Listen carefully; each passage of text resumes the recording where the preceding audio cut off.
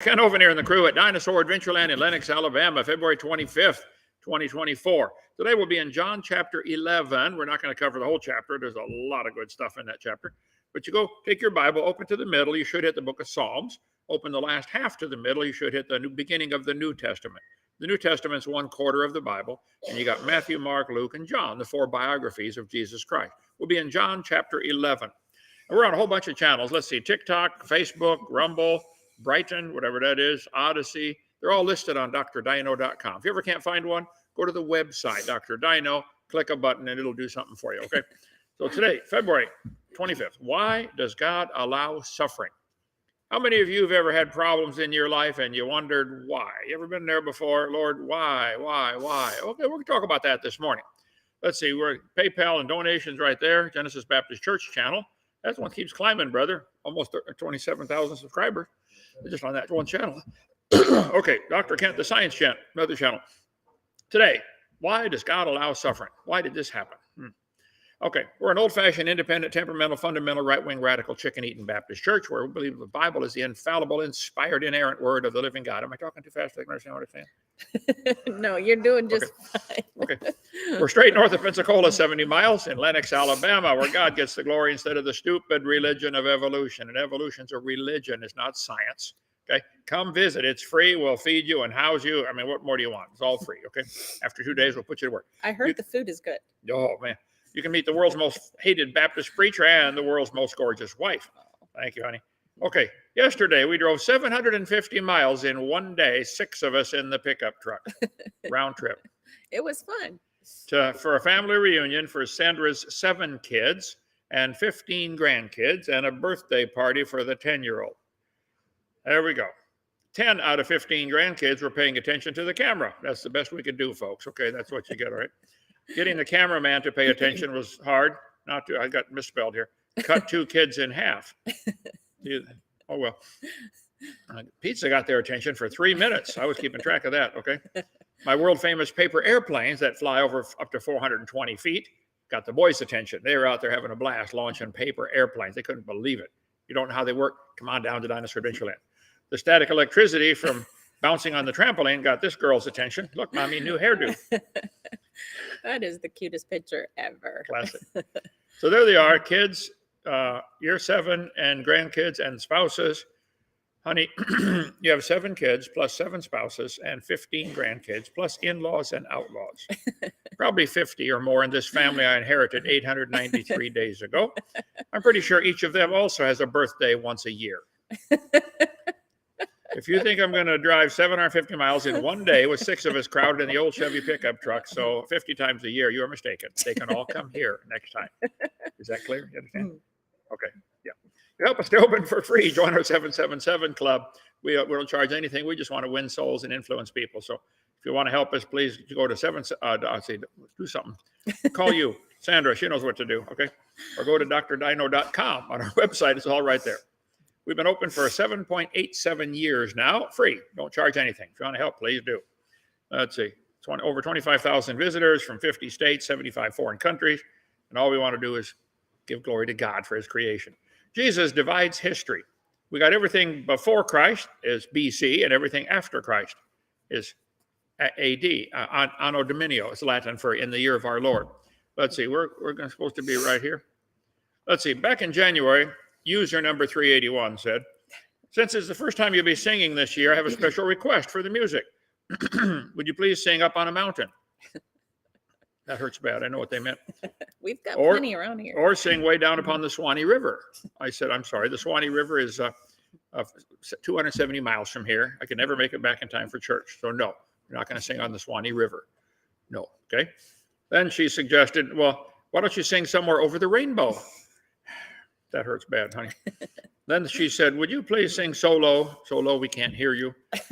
Then there's a Korean song called Tomorrow. Could you please go over there and sing it tomorrow?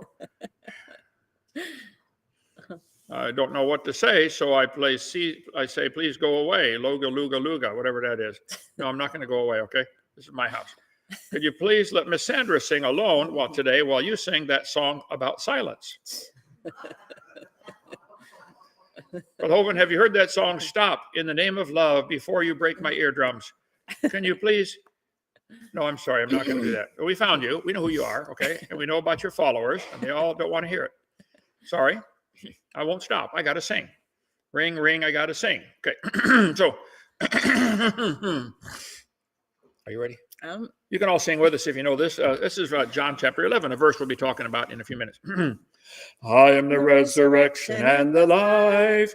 He that believeth in me, though he were dead, yet shall he live, yet shall he live. And whosoever liveth and believeth in me shall never, never die, shall never, never die. How many have never heard that before?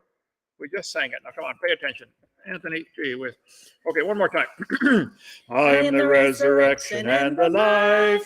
He that believeth in me, though he were dead, yet shall he live, yet shall he live. And whosoever liveth and believeth in me shall never, never die, shall never, never die. Believest thou this? I'm going to sing bass when I get to heaven. I'm going to try hard. Okay. Anyway, thank you so much for joining us here. Thank you, ma'am. Let's see.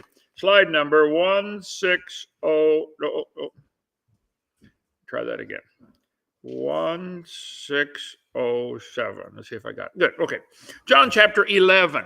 Look at that. He's got my shirt. Spots all over it, brother. Would you trying to find a background? That's pretty cool. Okay. John 11. Now a certain man was sick named Lazarus of Bethany, the town of Mary and her sister Martha. These three people, Mary, Martha, and Lazarus, are going to play into this story a lot here this morning. Bethany. There's Bethany right down by the Dead Sea, right by Jerusalem, actually. Bethany's mentioned in the Bible. Jesus went there often and stayed in Bethany. He just liked that place. It's only less than 2 miles from Jerusalem. Let's see, when Jesus was in Bethany, he's to the house of Simon the leper in the book of Matthew. Let's see. And when eventide was come, he went out unto Bethany with the 12 disciples. So you read about Bethany. It's in the Bible 11 times. It's a small town over there, not 2 miles from Jerusalem. A certain man was sick, named Lazarus of Bethany. That's who the guy we're going to be talking about this morning, Lazarus, okay?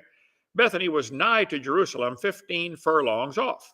Talk about a furlong in a minute, 1/8 of a mile. Then Jesus, 6 days before the Passover, came to Bethany, where Lazarus was, which had been dead, whom he raised from the dead. So here's Bethany down here by Jerusalem. No, not too far away across the mountain is Qumran, where they found the Dead Sea Scrolls. That's where they found it. They call them the Dead Sea Scrolls because they were found by the Dead Sea. Good name. So it was that Mary which anointed the Lord with ointment and wiped his feet with her hair. John chapter 12, the next chapter, we'll talk about that. Whose brother Lazarus was sick. She wiped his feet with her hair. We'll cover that. Well, maybe not tomorrow night, next night, okay? Brother Lazarus was sick. There are 6 Marys in the Bible. Don't get them confused, okay? There's Mary, the mother of Jesus. That's not this Mary. There's Mary Magdalene. She had 7 demons cast out of her in Luke chapter 8. That's not the one. There's Mary of Bethany, the sister of Martha and Lazarus. That's the one we're talking about. Then there's Mary, the mother of James, the younger, and Joseph, and the wife of Cleopas. Could be Cleopas, I think. Anyway, she's mentioned in Mark 15 and Matthew 27 as watching the crucifixion of Jesus. Then there's Mary, the mother of John Mark, another Mary. She opened up her home for prayer meetings. Then there's the 6th Mary, is a member of the church in Rome. That Paul talked about her in Romans chapter 16. So this is the Mary we're talking about, Mary of Bethany. Therefore his sisters sent unto him, saying, Behold, he whom thou lovest is sick. The sisters were concerned about their brother. He's sick.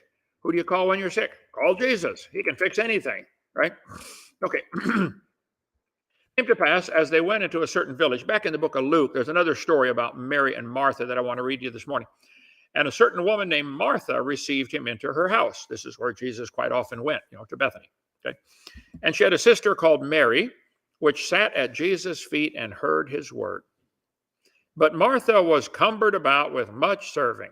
She's busy trying to get breakfast or lunch ready, whatever. You know how women get busy when company's coming? This is Martha. She said, Lord, dost not thou care that my sister left me to serve alone? I got to do all the work. Bid her, therefore, that she help me.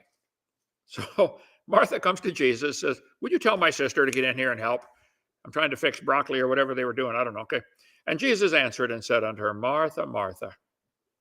There are 6 people in the Bible. He called them twice. Abraham, Abraham. No, Moses, Moses. Martha, Martha. Thou art careful about and troubled about many things. One thing is needful. Mary hath chosen the good part, which shall not be taken away from her. While I was in prison for 9 years unjustly, I wrote quite a few, hundreds and hundreds actually, of imaginary letters, or then later, email. We changed it to email because on your knees, see, email, you can only email people that are alive today and online. With email, you can email anybody, past, present, future. So I wrote this book, why on earth did God let this happen, for heaven's sake? You'll have things in your life where you wonder, God, why are you doing this? I was wondering, what am I in prison for? I didn't do anything wrong. If you think I did, you're wrong. Okay, I did not. But anyway, here's my letter from Jesus to Martha. This is written, well, I'll just call it up on screen for you. Okay. Letter from Jesus to Martha. February 6th, I'd been in jail just for a few months. Dear Martha, thank you so much for allowing all of us to come to your home for a visit yesterday. I know very few people would welcome 70 people to their home in such short notice like that. You, Mary, and Lazarus have always been such great friends and supporters of the work of God. The disciples have all been out preaching and needed a time of relaxation and refreshment. Thank you for providing for them. As I'm sure you noticed yesterday, there's one area of concern I would like to share with you. You and Mary both love me and would do anything for me. There's never been a question about that. You show your devotion in different ways. You keep busy doing things, while Mary is more concerned about listening and learning. Yesterday, I told you that one thing is needful, and Mary had chosen it. Please consider that Adam and Eve had everything provided for them. All I wanted was their fellowship. I want you to talk with me more than you to work for me. In all of human history, there's been a strong tendency for people to try to rest in their work for me rather than rest in me. Their work becomes their security instead of me. Their work for me becomes an idol. I'm a jealous God and don't share my glory with another. I am the Lord, that is my name, and my glory will I not give to another, neither my praise to graven images. So Martha, read my word, talk with me, and more importantly, come sit and listen. I can take care of the food. Remember the loaves and fishes? We get worried about all kinds of stuff. My mom, formerly Ione Espinus, married my dad. She led my dad to the Lord, actually, on one of their first dates. And then she tried to fix him up with all of her girlfriends because she didn't want him. She said, he chased me until I caught him. That's the way she put it from La Crosse. Anyway, she started a club at the Lutheran church where we went for a while called the Mary and Martha Club. Get all the women together and talk about, hey, it's good to be busy, but it's also good to sit and listen to the Lord, okay? His sisters sent to him saying, Lord, he whom thou lovest is sick.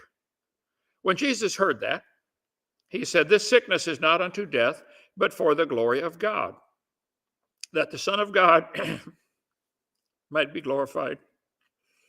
Jesus heard that he was sick. He said, oh, this is not to death. This is for the glory of God. Could it be that something bad has happened to you and it's for the glory of God? Do you ever think about that? And we know that all things work together for good to them that love God, to them who are called according to his purpose. This verse does not say everything is good. Look at it carefully. All things work together for good. How many have ever been hungry? Anybody ever been hungry before? Suppose you come to my house, Brother Hovind, I'm hungry. I say, here, have a seat. I'll give you a cup of flour. That don't sound good. I got an idea. How about I'll give you a tablespoon of salt? Here, eat that. I thought you were hungry. Come on, eat it. How about, I got it. How about a tablespoon of baking soda? That'll taste good. That don't taste. I got it. How about a half a cup of Crisco? Now that'll taste good. I got it. How about a cup of buttermilk? Ooh, now you're fine. He said, that ain't going to help. How about we mix them all together and make biscuits? Did you know the individual ingredients for biscuits taste lousy? But they work together for biscuits, don't they? If you love God, then all things work together for good. All you got to do in life is keep your heart right with God. That's all. And everything will work great. You say, yeah, but I don't like this. Okay, neither do I sometimes. But if you stay in love with God, everything will be fine. Now, Jesus loved Martha and her sister and Lazarus. When he heard that he was sick, he abode 2 days still in the same place where he was. Wait. Why didn't he just go fix it? Why didn't he snap his fingers? Why didn't he waited 2 more days where he was? He knew there was a need someplace else. And Jesus knows about your needs too, by the way. Maybe he's working on a bit different calendar than you and I are, huh? You ever consider that? And after that, he said to his disciples, let's go into Judea again. His disciples said, Master, the Jews of late sought to stone thee, and goest thou thither again? Why would you go there? They wanted to kill you. Jesus answered, are there not 12 hours in the day? If any man walk in the day, he stumbleth not, because he seeth the light of the world. But if a man walk in the night, he stumbleth, because there's no light in him.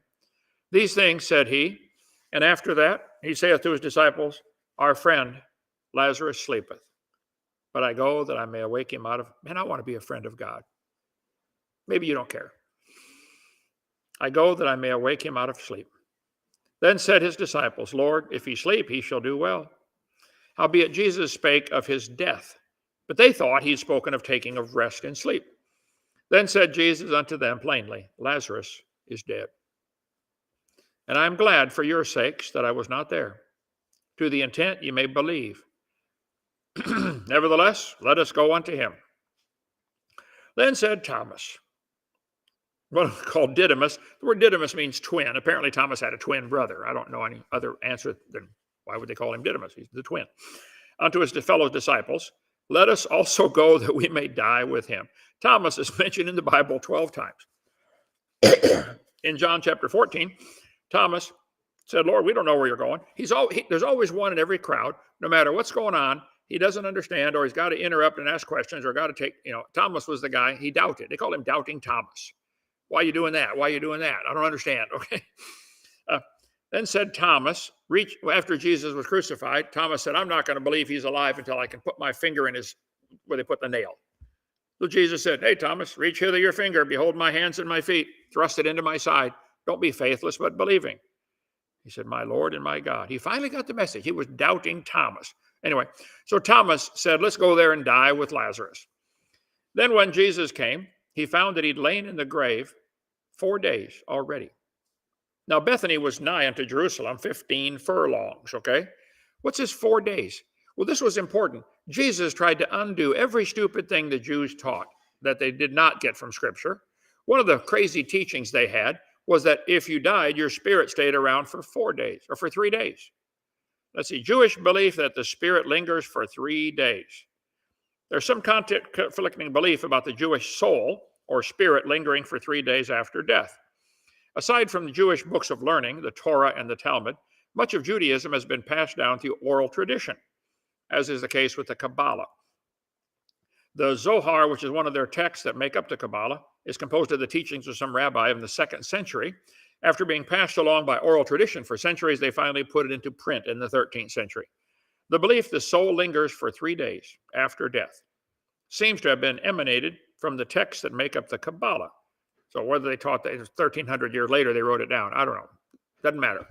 Jesus undid that one anyway. Now, Bethany was nigh to Jerusalem 15 furlongs. Well, a furlong is 1/8 of a mile. Horse racing is all based on how many furlongs are they going. I don't know how to get a name like that. 1/8 of a mile, they go fast. I guess we won't be here for long. Maybe that's pretty fast. Okay. And many of the Jews came to Mary and Martha to comfort them. Listen, if somebody has trouble in their life, it's important that we try to comfort them. Okay, don't add to their burden. Then Martha, as soon as she heard that Jesus was coming, went and met him. Remember, she's the one, get up and go do something, busy. But Martha sat still in the house. People just have different personalities. You know that? Some people like to work. Some people like to sit around and do nothing. The pirates that don't do anything. Okay. Then said Martha to Jesus, Lord, if thou hadst been here, my brother had not died. If only you had been here, Lord, he wouldn't have died. But I know that even now, whatsoever thou wilt ask, God will give it thee. Jesus said unto her, thy brother shall rise again. Martha said unto him, I know that he shall rise again in the resurrection in the last day. Jesus said unto her, I am the resurrection and the life. He that believeth in me, though he were dead, yet shall he live. You know how you get eternal life? Just by believing. It's not by being good, going to church, kissing the Pope's toe, none of that, okay? Whosoever liveth and believeth in me shall never die. Believest thou this? Martha, Mary, do you really believe that? See, going to heaven is so simple. It's a matter of what you believe. You change your mind and you say, I believe Jesus died for me. I believe he rose from the dead. Lord, please save me. Salvation is free. It's a gift. You don't pay for it or work for it or earn it. Now, once you get into the family, he expects you to work. Now, that's different, okay? My dad expected to get some work out of his kids, okay? Not to become one of the kids. That already happened, okay? But to please dad, okay? Then she saith unto him, Lord, I believe. Thou art the Christ, the Son of the God, which should come into the world. And when he so said, she went her way and called Mary, her sister, secretly, saying, Hey, the master is come and calleth for thee. As soon as she heard that, she arose quickly. Finally, Mary's going to come clock in.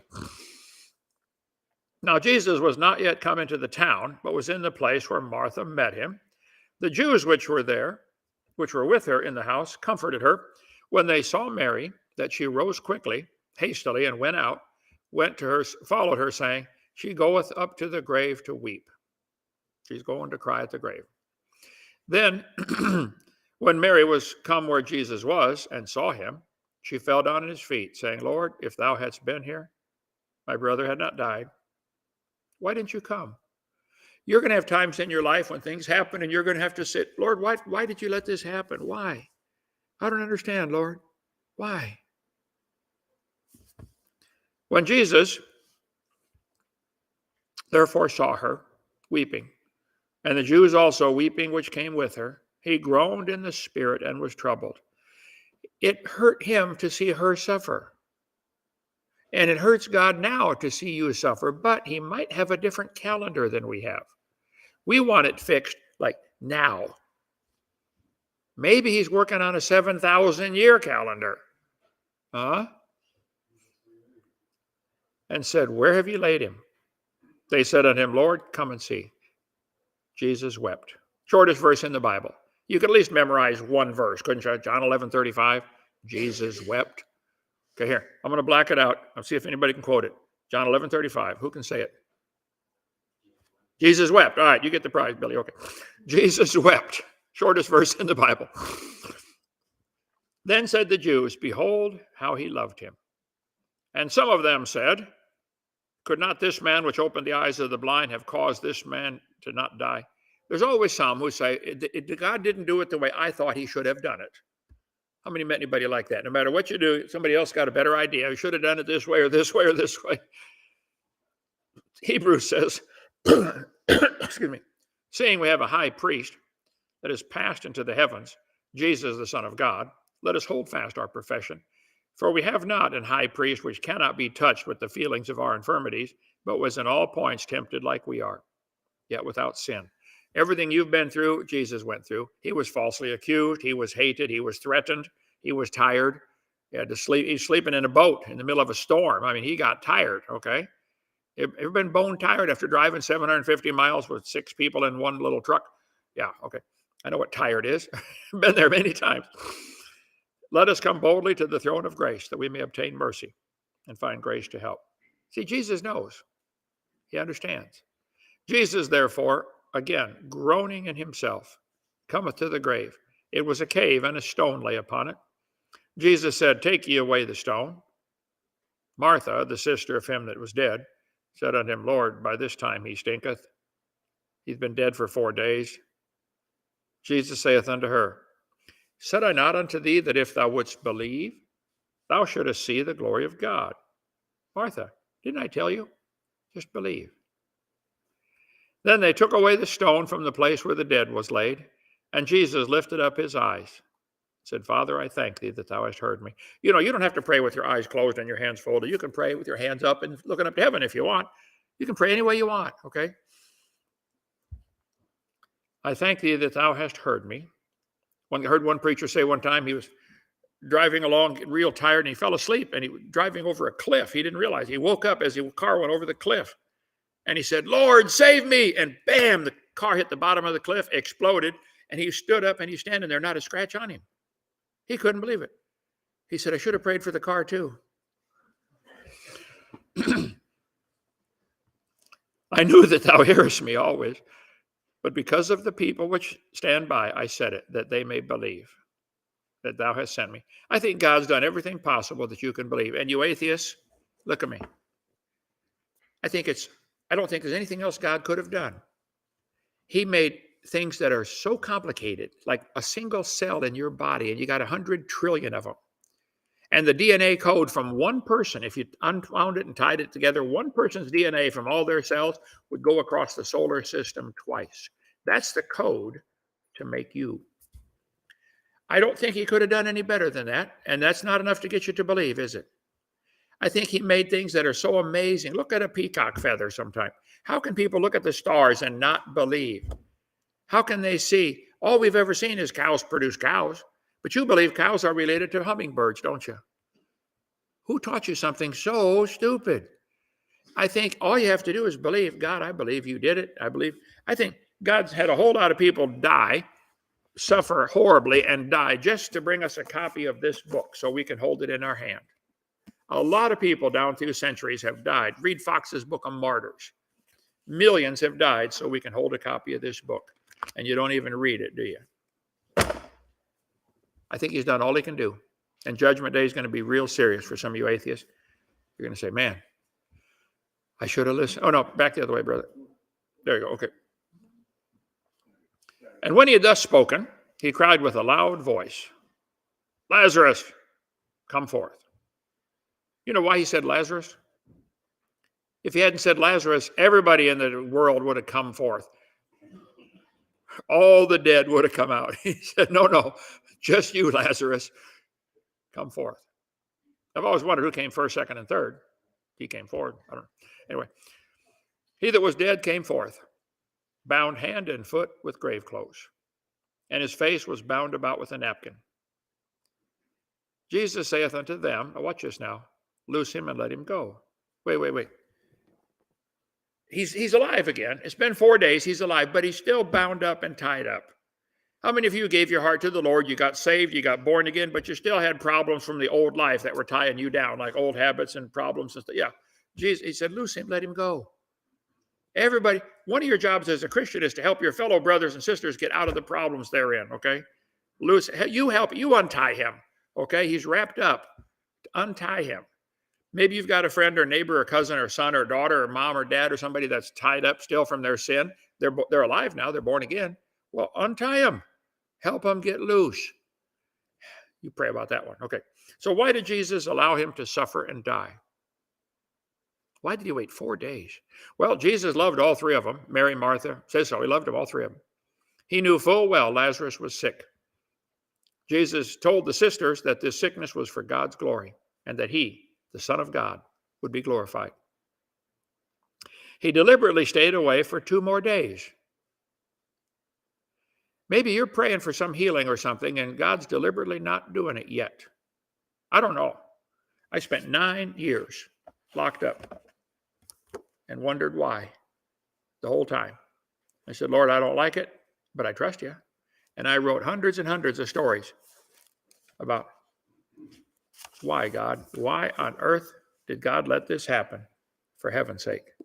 Maybe it is for heaven's sake. Maybe he's got a bigger picture he's looking at. Maybe he's got a different calendar. Why did he let him suffer and die? If Jesus had healed him like he did hundreds of others, we probably would not even know the story, nor the name Lazarus. Wouldn't even know. I'm sure his sisters wondered why Jesus delayed, and this was a test of their faith. Maybe you've got someone you love that is sick, and it's a test of your faith. This is the ultimate test. After all was said and done, Lazarus was raised from the dead. I'm sure Mary, Martha, and Lazarus all understood that Jesus made the right decision. I bet while they were crying for 4 days, it hurt bad. Afterwards, it's like, wow, people from all over the world came to see Lazarus. You were really dead for 4 days? Wow, I'm going to believe in Jesus. And because they endured this suffering, many came to the Lord. Many. I don't know how many people came to the Lord because of me going to prison. I hope it's millions. I don't know. God's keeping score. So why does God wait?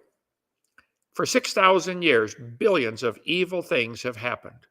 Man has stolen from his fellow man. How many have ever had something stolen from you? Most have not been caught. Millions of people have raped, murdered, lied, cursed, hurt, defrauded, slandered, and tortured others for 6,000 years, and they've not been caught. Did Genghis Khan get by with all the murders he committed? Yet. They haven't been caught. See, God has careful records and will settle all scores. He's working on a different calendar. See, we want it done now. God's working on a big 7,000-year calendar. We're getting pretty close to the end of 6,000 years. There's another 1,000 years yet to come, the millennium. Then we go into a whole new dimension called eternity. People say, we're going to be in heaven for a long time. No, we're not. We're just going to be there. First thing you do when you get to heaven, take off your watch and throw it away. There's no time. I can't imagine. I've been stuck in time all my life. How many of you have ever wished you could go back just 5 seconds to undo the dumb thing you just did? Anybody? Yeah. Okay. Lord, please, can we just rewind 5 seconds? There's no time in heaven. That's the amazing thing about it. There's no time. I don't understand that. See, God created time in the beginning. God created heaven. He made time and heaven and earth, and he's going to stop it one day. We just are. Heaven, people say, Brother Hovind, what's heaven like? Well, Apostle Paul went there. He got stoned to death outside the city of Lystra, or rocked to sleep, and he went up and saw heaven, the third heaven. When he came back, they said, Paul, we thought you were dead. He said, I was. Where you been? I've been in heaven. What's it like? There's no possible way for me to explain it to you. He said, I saw things it's not lawful for a man to utter. I can't even explain it. Can you explain colors to a blind man? Try it sometime. Can you explain music to a deaf person? Try it. See, we've only got 5 senses. Maybe there's more. But if God just took these 5 senses we have and expanded them to the max, we'd spend forever walking around heaven saying, wow, look at that. See, we've only got these colors, red, orange, yellow, green, blue, indigo, violet. Maybe there's more. I don't know. I can't imagine the size of my wife's closet if there's more colors and we got to match all the clothes. Maybe you could taste the colors when we get to heaven, or smell the sounds. You ever think about that? There's something wrong with me, brother. I think about the craziest things. Pizza with peanut butter, it'll do it every time. God's got careful records. I say unto you, every idle word men shall speak, they shall give account thereof in the day of judgment. You think you got by with it? You think Hitler got by? Oh, no. Nobody ever gets by with anything. Nothing gets by God. He's got it all recorded. By thy words thou shalt be justified. By thy words thou shalt be condemned. Romans 14. Why dost thou judge thy brother? Why dost thou set at naught thy brother? We shall all stand before the judgment seat of Christ. It's written, as I live, saith the Lord, every knee shall bow, and every tongue shall confess to God. So every one of us shall give account of himself to God. You stole something, but when you were a kid, didn't you? You think you got by? No. You're not going to get by with anything. I would recommend you start thinking back, oh, what did I do? Can I make it right now so I don't have to answer to God for it? Because you're going to answer to God. If you don't make it right here, you're going to answer to him for it. You might want to look and say, what do I have to fix in my life? You might want to make a few phone calls and apologize to some people. I don't know. You and God get alone, talk about that. I'd say you shut off the phone, shut off the TV, and listen. Talk to the Lord, okay? For the time past of our life may suffice us to have wrought the will of the Gentiles when we walked in lasciviousness, lust, excess of wine, revelings, banquetings. He's writing to Peter. Peter, tell these folks, look, you used to act like the heathen, right? Who shall give account of him that is ready to judge the quick and the dead. We're all going to be judged. All of us. Try to keep a clean slate. Lord, I'm sorry. Forgive me. Well, Richard Dawkins says, all this talk about judgment before God, I don't believe that. Well, Richard, do you believe me now? Gabriel, read the record we have of his life starting March 26th, 1941, when he was born. He has turned many away from believing in me. Now it's time to right all the wrongs, including the collateral damage. See, Richard encouraged others to not believe in God, to become atheists, and they have gone off and encouraged even more. Richard's going to answer for all that, okay? You think you were a scientist and were smarter than me, Richard? I'm sorry, Richard. You're in trouble when you stand before God. He's going to say, depart from me. I'd like to win you to the Lord, Richard. Call me, 855-BIG-DINO, extension 3. I'll be glad to talk with you. I'll be glad to debate you if you'd like. There is no evidence for evolution. You're an idiot for believing that crazy religion. And you're really an idiot for spreading it around to other people. You're going to be judged before God. I'm the best friend you got, and I don't even know you, but I want to help, okay? All you atheists, I really want to help. That's why I do these debates. I got plenty of other stuff to do. I want to get you saved, or at least warn you. Hey, if you died today, where would you go? Smoking or non-smoking? You're going to be dead for a long time, long time. All you get's that little dash between two dates. What are you doing? He that cometh to God must believe that he is. You're going to have to change your belief. And if you're a Christian, last question, what on earth are you doing for heaven's sake? Can't you find something to do? Some of you are more worried about chasing Zelda than your neighbor going to hell. You're more worried about playing your stupid video games. Throw the stupid thing away. Just throw it away. What are you doing with your life? Can't you find something to do? There's a war going on, okay? Can you quit playing and start shooting or paying for ammo or taking care of the wounded or do something? In wartime, you can find something to do, can't you? Anyway, thank you so much for joining us. Lazarus rose from the dead. How did the Jews react to that? We'll see that tomorrow night. It ain't good. All right, questions and comments, brother?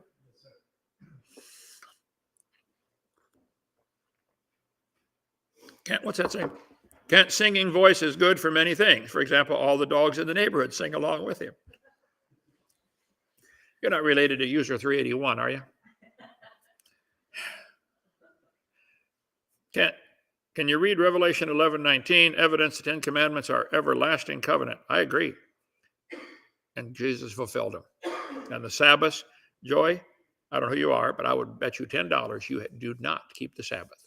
I've never met anybody who does. They keep part of it and they think they're spiritual and they want to get everybody else back under their law. You want to really keep the Sabbath? You can't go out of your house. Read the laws. You can't kindle a fire. Don't light the stove. Don't use hot water because you got a pilot light in there heating the water.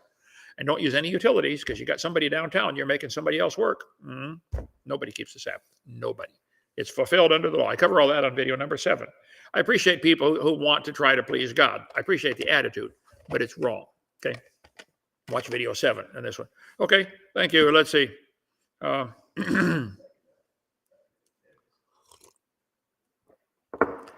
Can't get with the program and be baptized into the Adventist church, Seventh-day Adventist. No, thank you. I know my Bible too well for that. Mary Baker Patterson Glover, or whatever her name was. I'm not going to join that bunch at all. Why I'm not a Seventh-day Adventist, let's see. I appreciate, again, your zeal for the Lord. I'm glad you love the Lord. There you go. Why I'm not a Seventh-day Adventist. You might want to read this book first. Okay. Let's see. Get with the program. I'm with the program. Let's see. Can you give your opinion on the true birth of Christ? Some say September 15th, others say April. I don't think there's any possible way to know. I think we do know it was not December 25th, okay? That used to be the shortest day of the year. Now it's December 21st. See, the earth is tilted and it's round and it spins, guys, okay? The earth is tilted over. So as we go around the sun, in the summertime, we're tilted toward the sun, so we get more sunlight. In the wintertime, we're over here on this side of the sun, we get less sunlight. So the shortest day of the year as we go around has to do with the angle of declination of the earth, 23.5 degrees, 23.4 or something, I forget. 23.5 is close enough, okay? Anyway, it's tilted over, and that causes us to have the shortest day of the year. It used to be December 25th, and that was a pagan holiday because they're going to pray and bring the sun back up in the sky, longer days. Oh, look, the day got longer. Wow, we prayed to this golden cow or something. It's a pagan holiday. I don't know when Jesus was born. I don't think it's possible to know, and I don't care. It's not a battle I want to fight. We've got other things to do. Okay, are we going to heaven after death, or are we waiting for the second coming? Bible says to be absent from the body is to be present with the Lord. Now, your body's going to stay here, but your spirit goes straight to heaven. Okay, thank you so much for joining us. Tomorrow night, do you still believe 2028? I don't know. When I was writing my book, what on earth is about to happen, for heaven's sake. I was stuck on that title. Why on earth did God let this happen, and what on earth is about to happen? But somebody asked me while I was writing my book about what the Bible teaches on the future. They said, when's the Lord come? And I said, I don't know. If I had to guess, I would guess 2028. Because, and I give my reasons in here, and you can read that way. I don't know. Maybe, we'll see. 2030, it's close. I think we're headed for a time of tribulation. I think it's going to get where you cannot buy or sell unless you go along with their system. They're going to ban money. Have to have a chip in your hand, right hand or forehead. Yes, sir. Do you think Jesus could possibly be marking the time when he raises Lazarus, being that Lazarus is the first person that he actually raises from the dead, and it's in that's why he waits 4 days, and a day is like 1,000 years to the Lord, and he's marking that he came to earth in the 4,000th year, which if added 2,000 years would take us into the 6,000th year. Interesting theory. I don't know if you could hear all that, because as Lazarus being the first person he raised from the dead. There was one in the Old Testament too, but I have to think about that one. Good idea. Don't know. Okay, see you tomorrow night, 7 o'clock Central Time. Tell your friends about us. Go to drdino.com, get our videos, and spread them around. You have my permission to copy my videos if you don't sell them or alter them. Don't edit them. This is my intellectual property, but I give anybody permission to make all the copies you want if you give them away. Fair enough? I want to get the world saved, okay? All right. Thank you so much. See you tomorrow. Bye.